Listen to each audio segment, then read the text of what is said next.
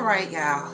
Lunch break convo part 3 is about to get started. As you guys know, I have been having major internet problems this week, so yeah, we're live on both. So hopefully we won't have any interruptions. So let me just make sure everything is good and you can see it. Then we'll get started. If you're going to catch the replay, just put replay in the comments once you see it. I'm going to try my best to keep this topic and discussion under an hour, 45 minutes to an hour. So if you do not have the time to be able to stay on that long, catch the replay, because I feel like this is a topic that needs to be talked about, a topic that I struggled with, and hopefully that it would save you some days, months, and years as well. And the topic of today is going to be struggling to make sales, feeling like people aren't buying. So we're going to talk about how to get clear on your audience and on your niche, or some people may say niche, or whatever you want to say. We're going to talk about how to get clear on those topics, especially in your if you're trying to pivot into the digital products, digital files part of it. But most definitely, this can go for my handmade crafters as well. So tune in. Replay will be available inside of the group until the deadline, and then as well it's on. I am streaming live on YouTube as well. So I just want to make sure that everything is good to go on both platforms before I go to talking.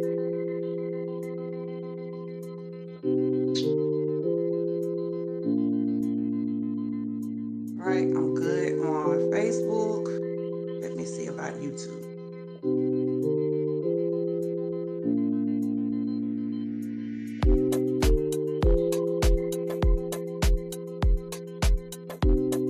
YouTube, let's see.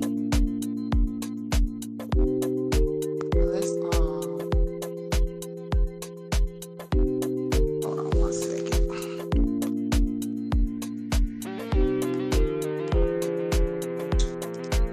If you guys are having a good day, if you're on your lunch break, remember to eat something for me. I have not eaten lunch yet myself, so I got music playing in the background on YouTube, but I need to fix this real quick.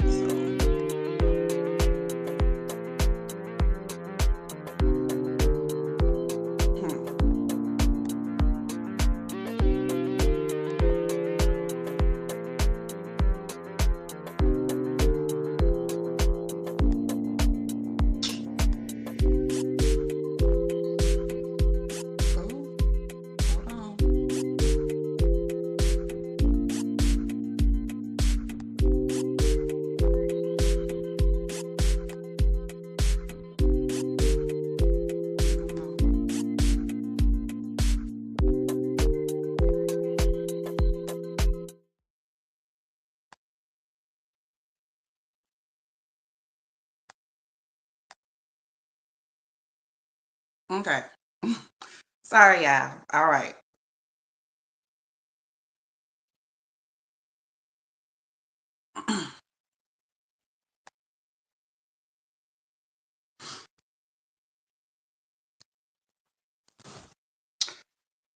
All right.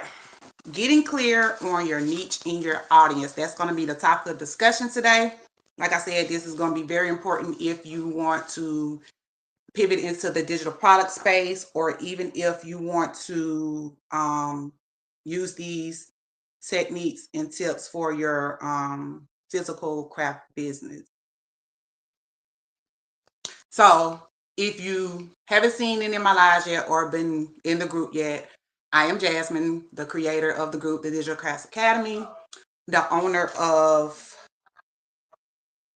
9 to 5 Digital Sister. It may look like it's a 925, but it's 9 to 5 Digital Sister. So, personal story about me. I started off as a handmade crafter, did it for about 7 years until about 2 to 3 years ago, was introduced to digital products. So now I actually create, and I actually help other crafters that are trying to pivot into this space how to create digital products from your own expertise to sell online for passive income. Right. So why is this topic so personal for me is because there's a statement that says, when you try to sell to everyone, you end up selling to no one. That is a true statement. What I had to learn and what took me years to figure out was, especially in when I was doing handmade crafts and when I pivoted into digital products, is I thought that everyone wanted what I had. I really did think that. So it took me maybe to a couple months ago to realize that I really do need to hone down and figure out who am I trying to sell to. So that is a true statement. Trying to sell to everyone will lead you not selling to anyone, because if you don't know who your customer is, who is your audience, everyone is not interested in what you have to offer. Just like a little tidbit, a post that I just pinned to the group, just for FYI, I wasn't going on a rant or anything like that. So don't think that. But I just needed to post inside of the group because I know that I'm utilizing some of Facebook automation tools, which is a smart thing to do. So anyone that engages on my content, whether it be on my business page or on my personal page, Facebook is going to automatically send you an invite to join my group. Not necessarily saying that I sent you that invite, but that's just the setting that I have set up right now.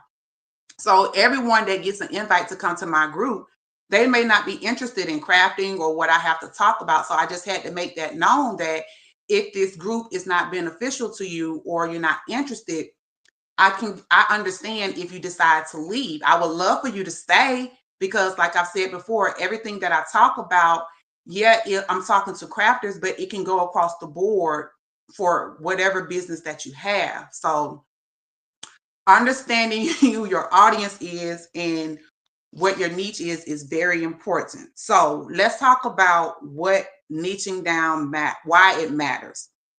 So what is a niche? To a crafter, a niche is a particular area or thing that they focus on, like custom mugs, handmade jewelry, or holiday decor. It helps define their brand and attract the right customers who love their types of crafts. Yeah, I have to have my notes because if not, I'll be on here for 2 hours a day. So that's basically when you hear, and you especially hear that term in the marketing world, or on the marketing side of things, people say a niche, or some people say niche, or whatever you want to say, potato, tomato. But that's basically the gist of what that word means, and especially to a crafter, what does that mean to you? It's focusing on an area or a theme that you like to do or that you have expertise in, and that's going to help you to find out who is interested in your products, your services, or your business. So we'll get a little bit more into that as we go along. So there's a term that you may hear also said, the riches are in the niches. So let me explain what that definition means. Riches in the niches means that focusing on a particular niche or specialized market can lead to greater success and profits than trying to appeal to everyone. Basically, everything that I just said. If you focus on one particular, I say, avenue, one particular type of people, you won't get so overwhelmed with I'm selling everything, or I'm posting everything, or I'm talking about my business, but no one is buying. So we'll go a little bit deeper. So knowing that definition will also help you focus on leads, more sales. It'll help you to define yourself without being a general crafter. That makes that term, if you say I'm just a crafter, in the marketing world, that's more harder to define. So we're gonna specify what you can say, or what is your pitch when you're talking to, whether it be your customers or other business owners as well. So the paradox of that equals narrowing your focus down equals stronger connections equals to more sales. So that whole riches in the niches thing, that what that can lead to. Okay. So, common fears about niching down and why they are misplaced. A lot of people, or you may have caught yourself saying, I'll miss out on potential customers. What you're actually saying, you'll attract more of the right ones. If you niche down, we're not going to worry about what you can miss, but I guarantee you, you will start drawing in the ones who are more interested in what you have to talk about, what you have to offer. My market will be too small. Smaller markets equals more spending power. And I'll get bored. You can always expand later, but first you have to start off on one small focused task. So keep those in mind. That's I feel like that's a fear of everyone. If you feel like, oh, I got to sell this particular shirt or this particular cup or this particular ebook to this person, they just may not be interested. So you have to really hone down on who you're talking to. So for me, as you can see, I have a mix of people in my group, but particularly I would say I'm kind of marketing or trying to get to the beginners because my more intermediate or advanced people, they should already know all of this. But people who are not even know what digital products are or anything like that. Hold on one second.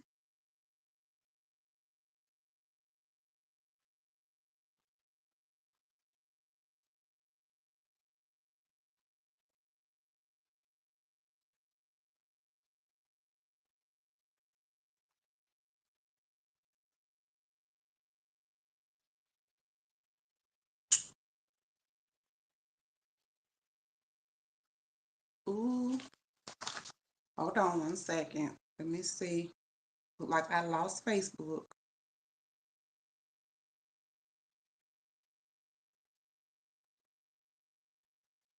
I'm having so many issues with the Wi-Fi today. This week I declare. Let me see. It says I'm still live. Let me refresh it.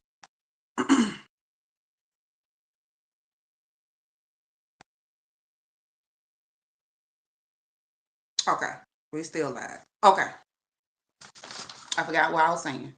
But anyway, those are fears that a lot of us may have, but keep in mind that that's natural.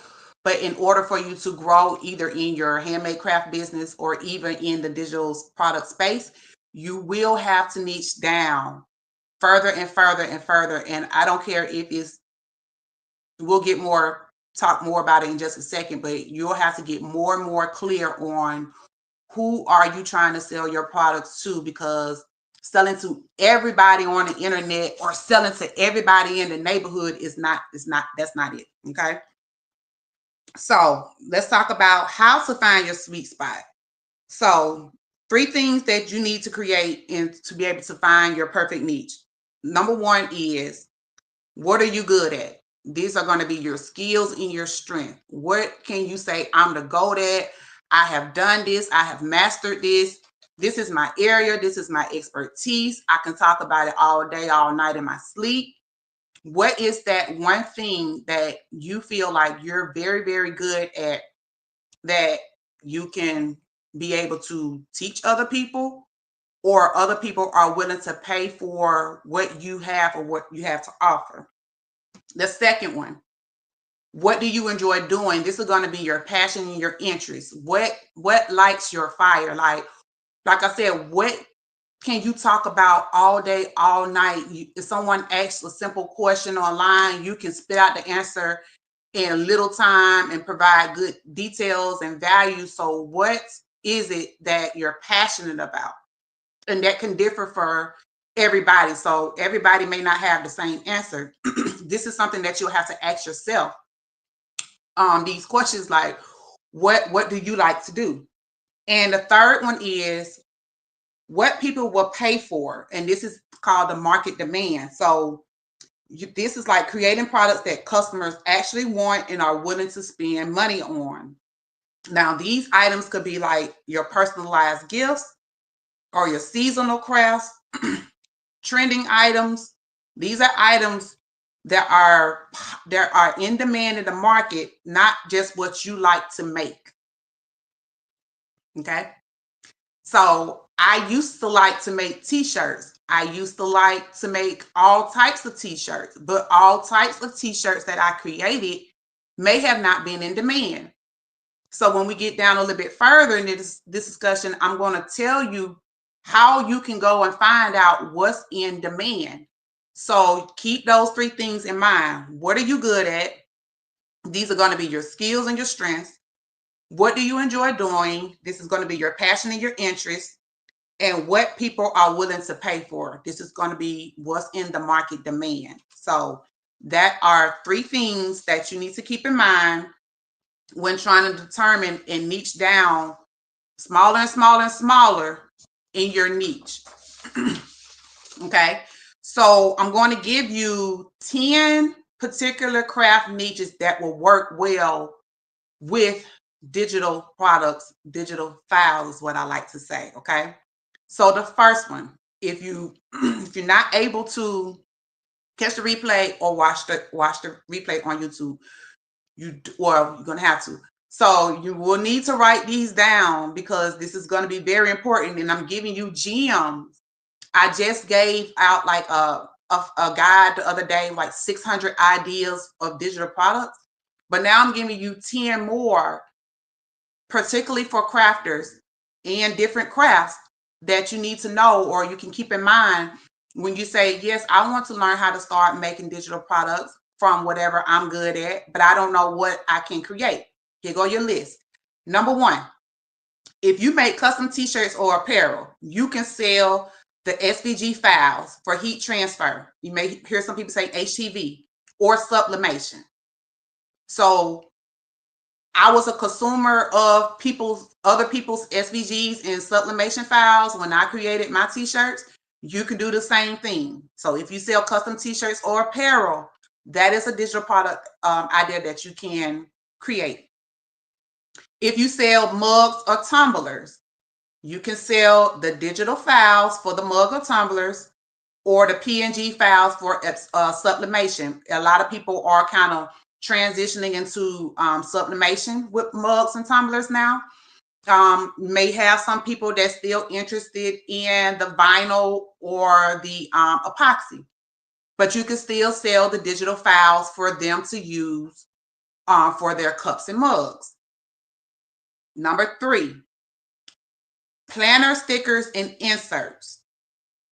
You can sell and create printable sticker sheets, planner pages, or digital planner templates. We talked a lot about planner templates about 2 weeks ago. I even gave you a free planner. We have a YouTube video on how to create those planners and templates, where you can find templates already made. You do not have to start from scratch.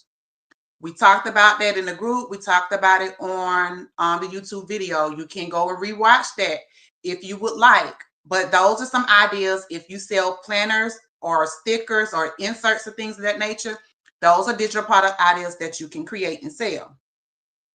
Now, if you're into wall art or home decor, printable quotes, SVGs for signs, or digital art prints. Now, I have a couple of signs outside of my door. I have made them. So you may see people create the wood planks that stand outside people's door that say welcome, blessed, things of that nature. I have a whole pot out here that I created. People that do not know how to design, or they just simply want to purchase the file to be able to put on their wood products, that is a digital product idea that you can sell. Trust me, I'm not telling y'all a whole bunch of bluff. I'm telling y'all things that I actually purchased myself. I was a consumer of these items. So you have to do your market research and see if people are interested in these and see if it'll be profitable. But I'm in a couple of groups, and I've seen online, there's a whole group about wood decor, home decor People will love these things. I purchased things for my walls off of Amazon. Great platform for you to sell your digital things on. So that is an idea if you sell wall art or home decor. Let's just say you're into greeting cards or invitations, whether it be, party, bridal, wedding, anything like that. If you create those type of invitations, flyers, event flyers, the edible templates or printed home cards. If someone's having a bridal shower or a baby shower or whatever event and they need table cards or they need invitations to send out, it don't have to be necessarily with invitations. They can be digital or printables. So they can print it off at home, buy the file from you and print it off at home. Or there are digital files that people are creating now that's highly popular. They can send invitations via their phones. So instead of having to mail invitations, that market, that trend is kind of fading out because everything is so online. So hop on the trend. So those are ideas: edible templates and printed home cards. If you're into greeting cards and invitations for whatever event it is, I'm telling you, there are a lot of people out there that just don't know how to design or create these things, or may just say, I don't have time to do it. There's your window right there for them to purchase your products. Scrapbooking. If you're into scrapbooking, digital paper packs, embellishments, clip arts, and journaling cards. Those are all digital product ideas that you can create and sell online if you're into scrapbooking. Party decor. This is a major, I would say, I'm not gonna say trend, but it's a major thing in the craft because a lot of people are into party decor and party favors. If you're interested in that field, DIY banners, cupcake toppers, labels, favor tags. I can go granular with this because I created favors, all type of templates. When it comes down to bubble gum, when it comes down to candy, chips, oh my gosh, this right here can go deep. And we're so creative, we can turn anything, we can take something and turn it to everything. So this one is very, very broad, and a lot of people do really good in this one because you have people that, and I'm not just talking particularly about birthday parties, you have people that have events, or you have other business owners that want like little stationary type stuff in their business with their personal business and logos, your realtors, your hairstylists. You think about people that have shops and things that they can set those products out on. So this one goes so broad, but those are just a few of the ideas that if you're into party decor and things of that nature, those are ideas that you can create digital products from. If you're into laser cutting things, laser cutting crafts, the SVG files for the glow forge or the Cricut signs, ornaments, that one goes, like I just said, that one probably go hand in hand with the wood decor. But as well, when people are, I don't own a glow forge. I couldn't afford one, and I really just didn't see the need of me buying that tool because I'm not into that type of cutting. But you do have people who purchase one, and like I said, they may not know how to create the files or anything like that. So those are digital product ideas that you can sell. Okay, now if you're into educational crafts, printable activities for kids, coloring pages, flashcards, or crafts. If you want to make and this is very big for stay-at-home kids or homeschooling kids. Their parents or their instructors may need templates or pages to be able to print out for their students at home. If you're in the educational field, your expertise is needed because homeschooling can go so broad. There's so many activities that can be done and printed for homeschooling purposes, or for like centers, daycares, that they can use those products. So If you're into the educational, flashcards, if you need to teach your child something, or if you want to sell something that teach a child something with flashcards and things like that, those are digital product ideas. And last, crafting fonts and alphabets. Unique fonts are letter sets made for crafters using design software. A lot of people are into Canva right now, but before Canva hit the scene, a lot of people used to use other softwares to create SVGs or fonts and things like that, especially Cricut.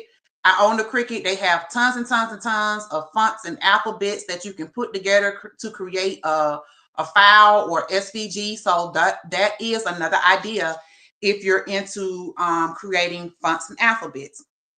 So I just gave you a list of 10 different crafts, if you're interested, that you can take your expertise, your skills. Remember what we talked about. What are you good at? What is your passion? And that you can take that and turn into a digital product that you can sell online to other consumers. Okay. So, and keep in mind some of the questions to ask yourself when you're trying to discover what products can you turn into a digital file. What is my unique niche that I need to be focused on? What do people always ask you to help them with? That's one question that you can focus on. Whether it be how to design in Canva, how to use my Cricut, how do I sublimate, how do I keep ghosting from happening on my sublimation Tumblr? Keep that in mind. What craft techniques have you mastered that others struggle with? What are you the GOAT with now? What are you the pro with that other people seem to be having a hard time with? So, like I told y'all a couple of weeks ago, always think about the newbies that's coming up behind you. They're trying to get to where you are. They don't know the shortcuts. And, instead of going, like I said, instead of going to buy a Cricut 4, I think it's a Cricut 4 out now, a Cricut 4, a heat press, all of the vinyl, everything that you need to make a t-shirt, they want to know the shortcuts. How can I bypass all of that and get ahead? You can teach them things like, hey, if you're not ready to invest in all of that equipment right now, or if you don't have the space or the money, there's another option. You can still get your t-shirt business off of the ground. You can use print on demand. So think about things like that. And what craft supplies do you have most in your stash? I have destashed majority, all of mine. I still have a few sublimation blanks that I'm trying to get out of the door. Then I will be craft supplies free. But think about things like that. Tools, like people get into sublimation. I see it all the time. Like I said, I told y'all my secret when I get on social media, I'm not on there to post memes and stuff all day. I'm doing homework. People are asking, what type of sublimation printer do I need? What type of this do I need? How do I get this? Why do I keep having this issue? That's your goal right there. So now that we got all of that out of the way, hopefully we understand a little bit more about different type of niche, different types of crafts that you can find your audience in, find your unique touch, and find product ideas that you can profit from. So let's talk about now how to define your ideal customer. What do your ideal customer look like? Everyone's ideal customer does not look the same. Your ideal customer is not your next door neighbor. Your ideal customer is not someone that you met at the grocery store. You're going to have to get very, very, very precise when you're considering this, because if not, from experience, I'm not getting up here just reading a whole bunch of notes I typed up. I'm talking really from experience, although I have my notes. Not knowing this or not doing this, you will continue to get on your social media accounts. You will continue to get into Facebook groups. You will continue to go wherever you go, and you're going to say, hey, I have this for sale. Would you like to buy it? And they're like, nah, I'm not interested in that. And nah, I'm not interested in that. And so now you're spending money on Etsy because you have to pay for your listings every month. You're spending money on your Shopify store. You're spending money on whatever platform it is that you have your website up, and no one is buying. No one is buying because you do not know who you need to be talking to. So let's talk about what does your ideal customer looks like. This person needs to mimic and be exactly the perfect person. Like if they was to walk up, you can say, this is my BFF. This is the person that I can count on, that's going to always need my product, services, and whatever I have to offer. So number one, you need to know the demographics of this person. And this is going to sound like, what are their age? What is their gender? What is their income, location, education level, and occupation? I know that sounds like a lot, but I'm telling you, if you narrow down, that's what niching down. You have to narrow down everything that like I just said, I'm more interested in my beginners. Although I love the advanced and the intermediate people, I learn from them too, because we're all in this together. But I'm interested more in beginners. I'm interested more in female. Although we do have males that's interested, but I can relate from a female's point of view. Location. I'm down in the South, so of course I'm gonna be more interested in people that's surrounding me in the southern part of the United States. Those are some things that you need to keep in mind when you are trying to figure out who is your ideal customer. Another thing is the psychographics of this person. These are going to be their lifestyle traits, their interests. What are their interests in? What are their values? What are their morals? What are their attitudes, behaviors? Those are things that you need to think about as well. Everybody is not going to be your, I promise you, everybody is not going to be your ideal customer, because you may get someone be like, I don't like her attitude. I don't like how she came to me. I don't like the way she presents herself. That may just not be who you need to fool with, okay?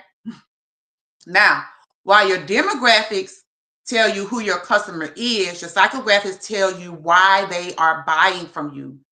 Like if they value your handmade items, or they love your home decor, they may enjoy gifting stuff to other people, or they just might like to follow certain trends. These people help you to connect with them on a deeper level, a more emotional level. So it's more to a business owner, I would say a crafter, if you find a customer and they just buy your stuff. But if you have a customer that always comes to you, always asking you for advice, or they're just like, I love your products, they're so helpful for me, they help me to learn X, Y, and Z, I can use them every single day. You want to build a relationship with your ideal customer. So that what keeps them coming back for more and more and more, because they may, I've had, and I'm not tooting my own horn, but I'm just telling you what I've seen. I've seen people be like, Jasmine is such a sweetheart, she is so nice, blah, blah, blah, blah, blah. That's not me putting on, that's who I am. That's just who I am, because how I give things out to other people is what I want in return. So those are what people look for when they are considering their ideal customer. So keep those two things in mind. So along with that, you're not just looking at their age, gender, and location, but you're looking at what their hopes are. What are their fears? What are their frustrations? Frustrations, keep that in mind. What keeps them up at night? What keeps them frustrated? What are they always saying they don't understand or they can't get? Understand the importance of their crafting journey, where they are, beginners, intermediates, they're advanced. Understand that, because you can have products that may be too complicated for a beginner. If you're a beginner creating sublimation tumblers, and I'm telling you about something way, way more advanced, they're gonna be like, hold up, wait, this is too much for me. I don't even know what supplies I need. That is important that you need to know and keep in mind when you're considering who your ideal customer is. And that goes along with identifying their skill level and confidence with crafts. Some people just may not be confident enough, just like to release it. Like, I don't know, I don't think that design is good, or I don't think that looks right, or whatever. Those are key things that you need to keep in mind. That is what's going to help you to be able to identify your products, identify your audience and your customer. Because like I said, if they're at a beginner level and you're trying to teach them how to design in Canva, they're going to be like, wait, I don't even know what an SVG is. So keep that in mind when you're trying to identify your customer. Now, how to create your detailed customer. Make a name for them. Create a name. I forgot what my name was, but name your customer. Like I said, what keeps them up at night regarding their craft? Are they struggling with Canva? Are they struggling with Photoshop? Are they struggling with whatever? They don't know how to send a template link. What are they struggling with? And also keep in mind, what would make them click buy now without hesitation? If you have a product out there, like I said, it could be physical crafts, more digital crafts. But if you have a product out there and you got great SEO and they're attracted to it and it brought them to your website or your Etsy store and they read your description and you tell them everything that they're going to benefit from and learn from your product, what would stop them from saying, I need this, let me hit add to my cart and buy, I need my credit card, I just can't remember the last 3 digits, but I don't need the credit card, I can use PayPal because it's linked to my email address, I need this right now. So keep that in mind when you're trying to figure out your customer and your product for your niche. Okay, so the difference between a customer and a true fan. This one is a tough one because I know I struggle with it. I know we all on social media, we want followers. I need followers. I need everyone to follow me. But everyone following you is not your customers. Just like I said in the beginning, everyone that's getting the invite to this group may not be a crafter. I may have to change that in a minute, but I'm just giving you an example. So there's a difference. There's a transactional and then there's a relationship based. So a transactional focus on quick sales. They want to get the product, complete the sale, and move on. A relationship-based focus on building trust, loyalty, and long-term connections with your customers. These are your people that are going to be your repeated buyers. They're going to always be looking for you like, hey, what do you have next? I need it. What are you coming up with? They're not going to not only are they going to be your repeat buyers, but they're going to also send referrals. If you're giving good products or good educational information or good whatever, of course, people are going to refer you. They're going to be like, hey, check such and such out over here. She has this group or she has this website and she offered this at a reasonable price, or she offered payment plans. Just because you're selling something doesn't mean it has to be for $1. Charge a worth of your products. I would suggest if you are able to integrate some of the platforms that offer buy now, pay later. Buy now, pay later. She offered that. I just added $50 worth of stuff to my cart and I only had to pay X amount of dollars a day for it. She really does help you.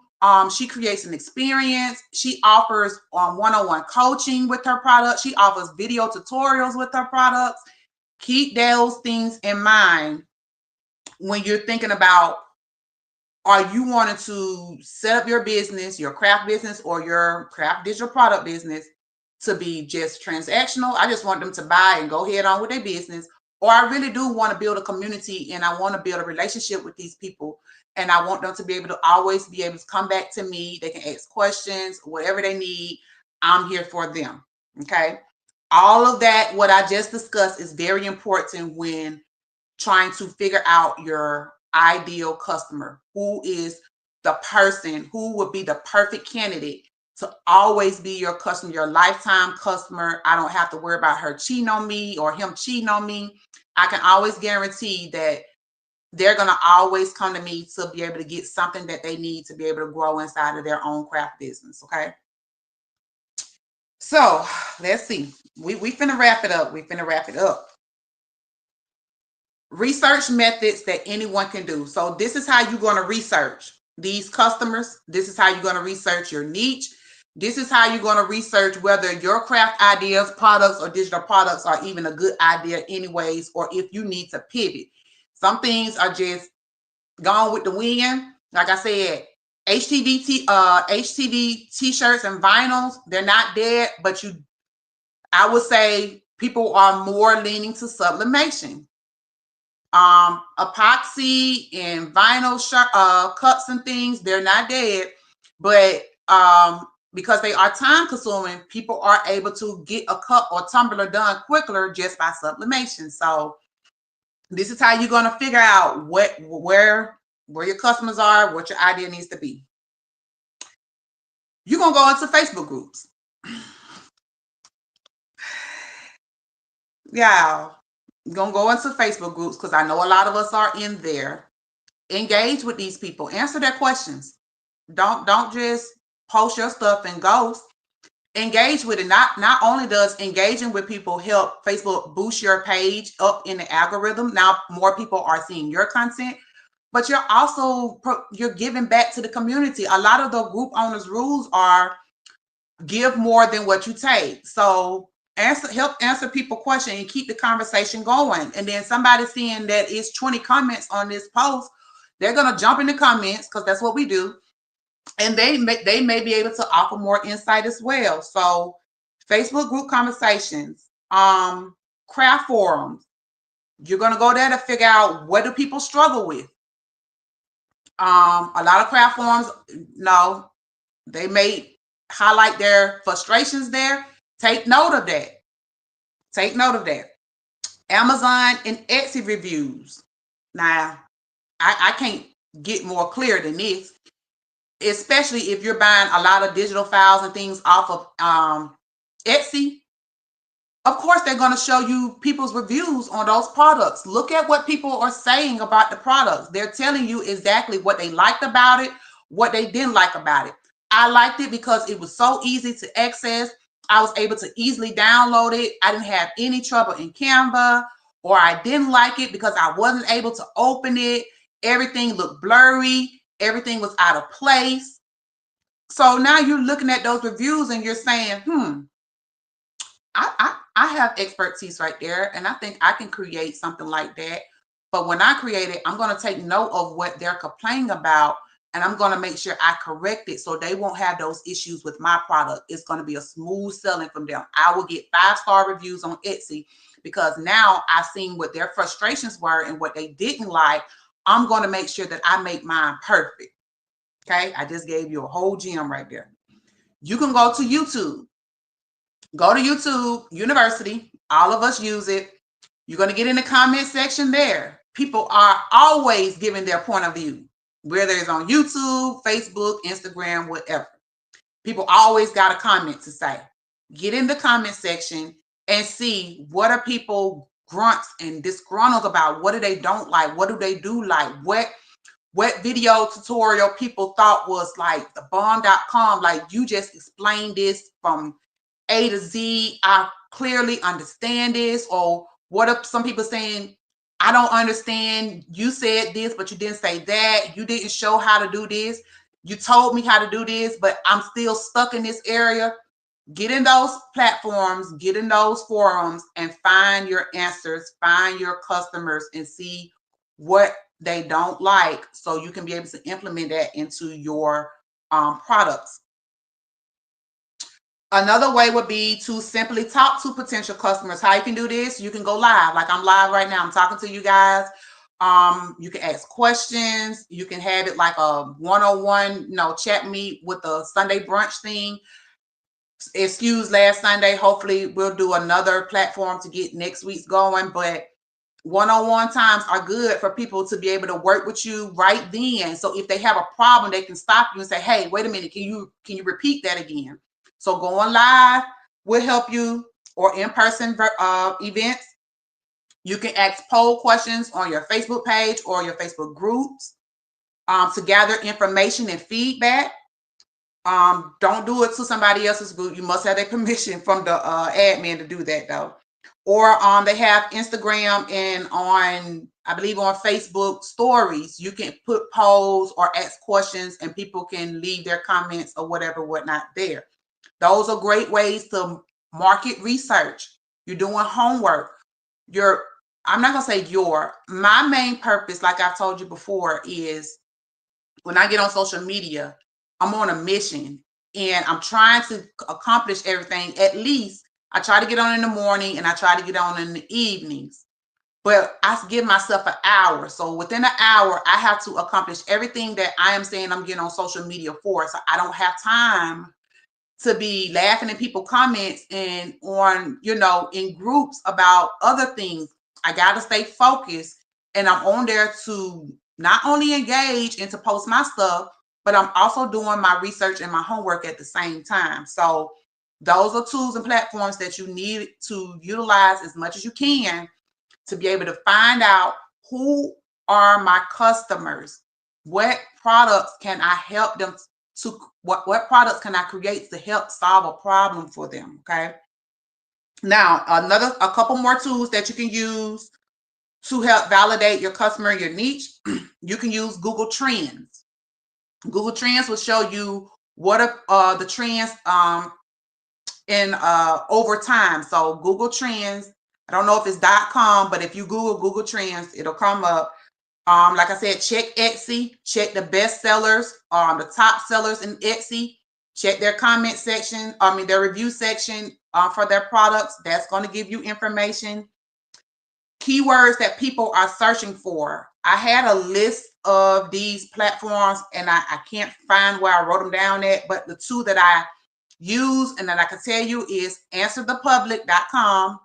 That is going to help you search SEO keywords and keywords that people are searching online. Hint, hint, that you can use in your SEO titles for your products on your Shopify store or Stan store, Etsy store, whatever. So answerthepublic.com. And another site is called Etsy Check. That shows you what a lot of Etsy users use to be able to create their SEO for their titles in their product description. So 9 out of 10 times, if they have their SEO game down pat, what you're searching for is going to pull up their product. So keep that in mind when you're using Etsy and other platforms. You want to be sure that you put those keywords in your description and in your title that people are searching for. They're not searching for pretty. They're probably searching for done for you or edible or PLR. Those type of words are what you want to try to search for and look on some of these platforms and see what others are searching for and put them in your things, okay? Now, let's talk about the framework of all of this. So I'm going to try to speed this up in about the next 10 minutes, okay? So now we're going to talk about the 80-20 rule. If you never heard the 80-20 rule, how this applies to crafters is 80% of your results, that means that 80% of 80% comes from your results and 20% comes from your efforts. So for crafters, that can mean 80% come from your sales and 20% come from your products or your customers. So we're going to focus on what is going to make you grow efficiently, okay? Always remember, done is better than perfect. We all had to start from zero. We all had to start from the beginner stage. As long as you are moving the needle, you can always go back and tweak it and refine it. As long as we get it done. And then people are going to tell you, once you get it done, I've had so many emails this week said, hey, I couldn't find this in the email, or I didn't get this.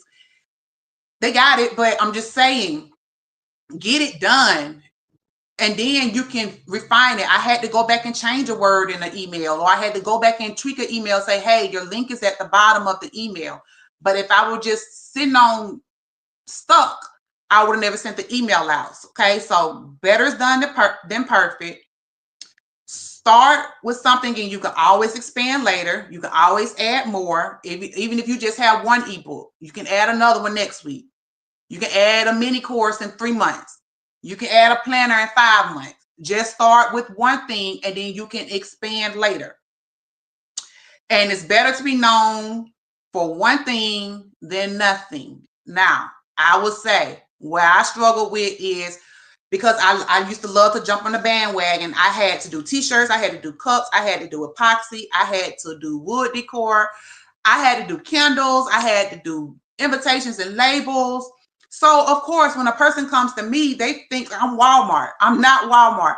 But defining that means that, okay, first, I'm just going to get good at one thing that I know how to do. And then when I master that, I'll go to the next thing.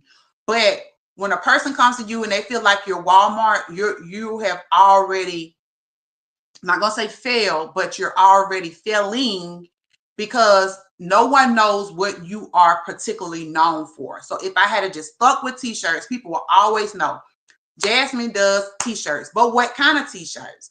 You have to, and that goes to niching down even more. I just don't do t-shirts. I can only do faith-based t-shirts. I can only do wedding party t-shirts. I can only do whatever t-shirts. That niching down, you can do cups and mugs, but I only do sublimation tumblers. I don't do mugs. I don't do epoxy.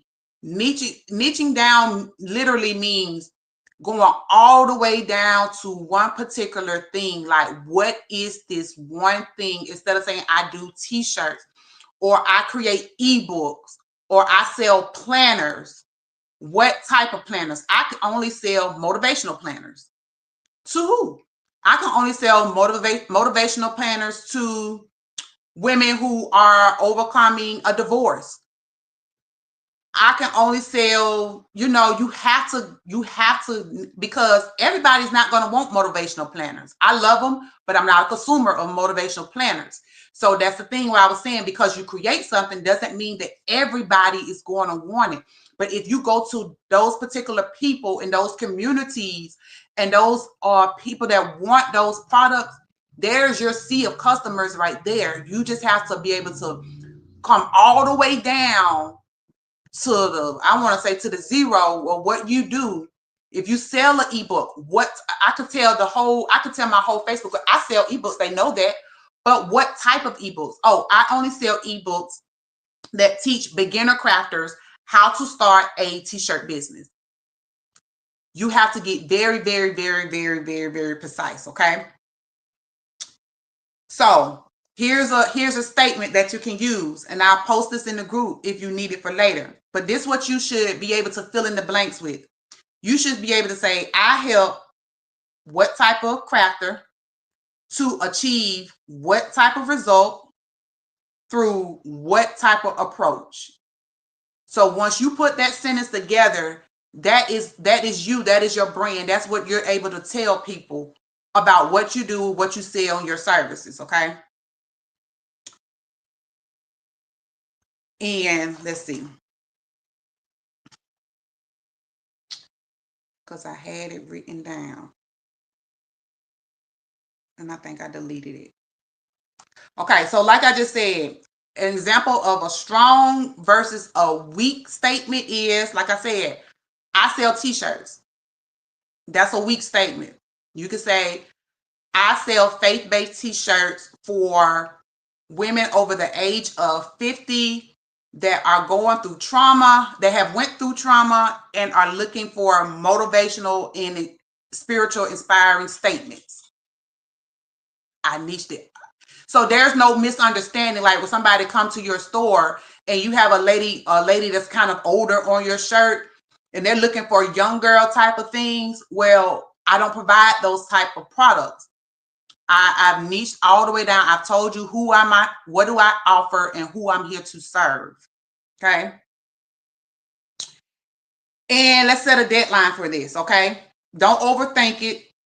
Don't overanalyze it. Doing that can lead to you not taking action at all. Okay. Why do you need to pick something and start testing it? Because when you find out where your audience is in your niche, in your area, that's when you know you can start creating your products for them. This can go for handmade crafting and digital products, like I just said as well, okay? So common pitfalls and how to avoid them really quickly. Red flags that your niche is too broad.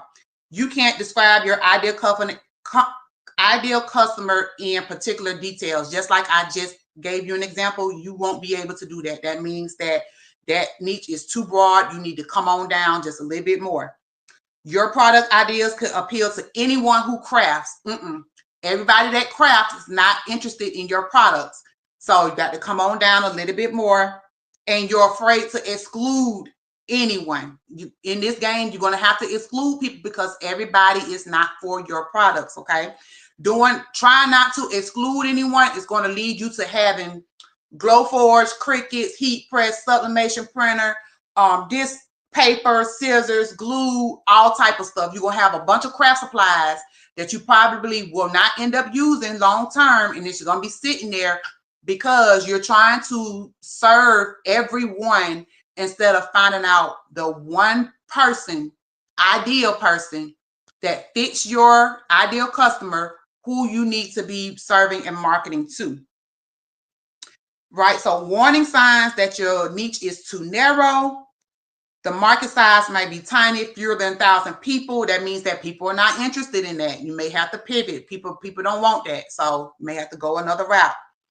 Your audience doesn't typically spend money on education, and there's literally no competition. If you see competition, if you see what you do all over the internet or on groups or whatever, that means that there's a market for it. People want it. So competition is not a bad thing. You just have to find your own unique way to be able to stand as an expert on what you do, what you sell, and what you offer to people, knowing who you're trying to sell and offer it to. Okay.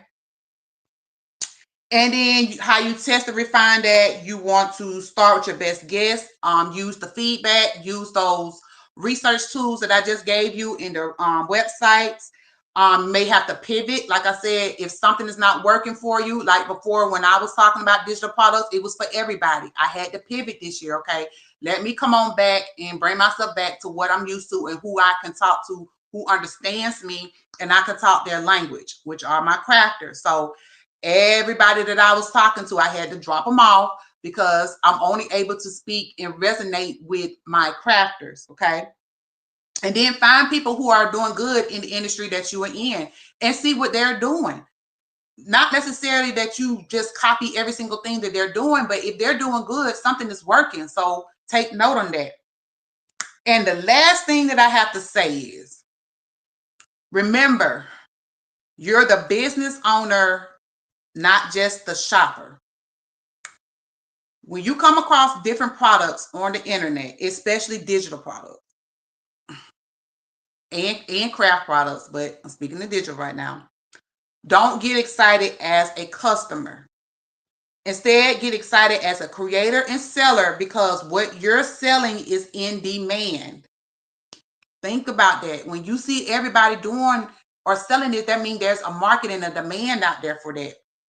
So you got to shift your mindset and think you're not just a consumer anymore. When you're seeing all of these things on the internet, there's a demand. You're not here just to consume them unless they are products that are going to help you in your business, whether it's to educate you or it's giving you a leg up on you being able to get the ball rolling on your end with something. A lot of people may sell edible or PLR products. That's helping you. If you don't know how to design, I can still put my expertise and my 2 cents into this ebook or this guide or this course or whatever. But they have already done the heavy lifting for me as far as formatting it, designing it. Then gave me my email templates. Then gave me my download templates. They done all of that. All I have to do is put my expertise in it. So remember that when you are seeing things on the internet. So that right there, I'm about at an hour, so I'm gonna cut it off. But that right there is basically everything that you need to think about is in your craft business, or especially when you're trying to turn your crafting expertise into a digital product. Everybody is not going to be interested in what you have to offer. If a person's only interested in creating party favors, they're not interested in t-shirts, do not try to offer them a t-shirt ebook or a t-shirt planner.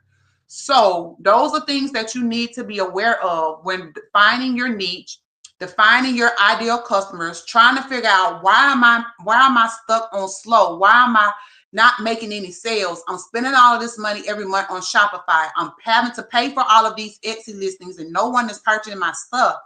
You have to keep everything that I just mentioned in mind, do your research, figure out who wants you and what you have. It's not everybody, and be able to craft your products to those type of people. Give them an experience, not just buy here, check out, and I'll see you later. Get into start marketing, emailing these people. Hey, thank you. How did you like it? Build a relationship with these people. Hey, I have more coming for you. You tell these people stuff like this, they're going to be looking for it. That building a relationship with them. So hopefully you were able to grab some notes from this live today. I'm sorry that it took so long, but this was a topic that I knew that I struggled with for the last 2 to 3 years. I know I see other people saying the same thing. I can't figure out how to drive traffic to my Etsy store or my Shopify store. I don't know what to sell. People are not buying. These things that I just mentioned today might be able to help you if you just take a couple of days or a couple of hours just to sit down and do some research. I'll probably drop a worksheet in the group later on that you can print out to help you write down everything that I just talked about today so you can get more clear. Because like I said, selling something broad, I sell party favors. Well, 1,000 more people sell party favors, but what type of party favors do you sell? You only sell bridal shower party favors? Okay, I'm a event what they call it, event decorator or whatever. So I have a lot of customers that come to me for me to do their bridal showers or their weddings, and I need those type of products for my business to give to my customers. Do you do birthday party favors? Do you do graduation party favors? Whatever the seasonal trend is, you have to hone down on what product that first you need to hone down on your expertise. What are you good at? What do you know? Like I said, go back to those 3 things. What are you good at? What's your passion? What can you talk about? What's in the market demand? Then what products can you create from them? I just gave you a list of 10. If you haven't gotten the 600 ideas that I dropped in the group, go grab that guide. 600 more ideas. Then figure out, okay, who is my audience? Who do I need to be talking to? Because my neighbor next door, she bought that t-shirt from me last month, but she ain't been back since. We try, you need to find out that's not your audience. Okay. And then you need to find out what products are in demand. When you see competition and everybody's into graduation right now. So you got templates, you got flyers, you got AI designs, you got every t-shirts, whatever. That goes to show you people are looking for those. So those are items in demand. Not saying that you need to do that, but I'm just giving you an example. Okay. So that's going to wrap up the lunch convo part 3 today. I hope that you guys were able to learn something. If you catch the replay, put replay in the comments. Let me know that it was beneficial for you. I will drop a worksheet for you. It'll be later today or tomorrow. Since we are talking about your audience, your avatars, and your niche this week in the group, I'll drop you a free worksheet that you can print out and be able to use for this exercise. I do not have a YouTube tutorial coming out tomorrow. I'm working on some other stuff. Work with me Sunday. I don't think we have a lesson for that. So we'll be back here next Wednesday. I don't know what the topic will be, but we'll be back here next Wednesday at 12 o'clock p.m. Central Standard Time for another lunch break convo. I will drop a calendar in the group as well, because I'm going to give you an outline of the next couple weeks of things that we're talking about. Like I said, because I do have a lot of beginners, I want to get the basics and the stuff that stomped me and had me just going back and forth for so long. I want to give you all of that in the beginning before we actually get into creating these ebooks and templates and all of that. Because now, if I give you the basics, I'm expecting you to be able to execute it once you have your product completed. So I'll drop a calendar into the group, and it'll be a couple more sessions, and then we're going to start diving into creating these actual products probably later on next month. So that's all for today. I will talk to you guys next Wednesday. I will see you inside of the group. If you haven't gotten the free ebook that I dropped in the group today, that is going to be available for 24 hours because that book is going to go into a bundle that I am releasing Friday. So if you don't get it for the free today for 24 hours, you'll have to pay the coins for it in the bundle, which is going to be more on Friday. Okay, so go ahead and grab the ebook today. And other than that, I'll see you guys in the group. Thank you for your time. I hope y'all ate some lunch from me, and I will see y'all on next Wednesday. Bye.